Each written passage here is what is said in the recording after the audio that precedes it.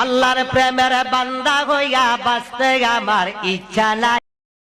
ইচ্ছা না হইলে তুই কুত্তার মতো বাচ্চা তাক পাশার মাঝে ফিডাইয়া লাল কইরাল বাম। মুর্শিদের প্রেমে কাফের হইয়া আমি যেন মইরা যাই। মুর্শিদ প্রেমের পাগল হইয়া গু খায়া মইরা যা। আমরার কোনো আসপুস নাই, গু খায়া মইরা যা। থানায় কাবার খাদেম হইতে মন চায় না যে এই জগতে, কেবল আজানের পায়খানাতে আমি যেন ডিউটি পাই। তাই তো আমরা সবাই বলি তুই পায়খানারই উপযুক্ত।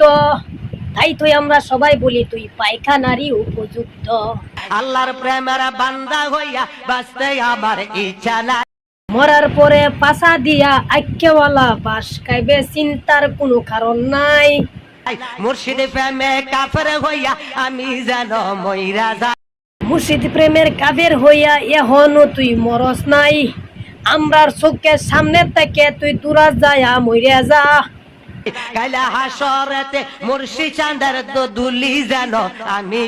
কাল হাসরের দিন তোর মুর্শিদ দেখবে ফলাইব, তখন তোরে চিনত না। এই কথা কি বুঝস না? ওরে ভন্ডের দল, খন্তে তোরা আইছস রে। মুর্শিদ চাঁদের দুলি যেন আমি পাই। তোর মুর্শিদের দুলির তো দূরের কথা, তোর মুর্শিদের এর খবর নাই। কাল হাসরে তোর মুর্শিদের দুলার তো দূরের কথা, তোর মুর্শিদের এই তো খবর থাকবো না। তাইলে তুই পাইবে কোন? ভন্ডামি মারাও। বাংলাদেশটা তোমাদের বাপ দাদার কি না? যেমনি ইচ্ছা ধর্ম প্রচার করবা। আমি চাই প্রত্যেকটা বাংলাদেশের মানুষকে বলতে চাই, এরকম ভণ্ড যেখানে ভাবেন আপনার পায়ের জুতা ওর গাল দিয়া মেরে টুকটা বানিয়ে ফেলাইবেন। ভণ্ডদেরকে বাংলাদেশের জায়গা দিবে না।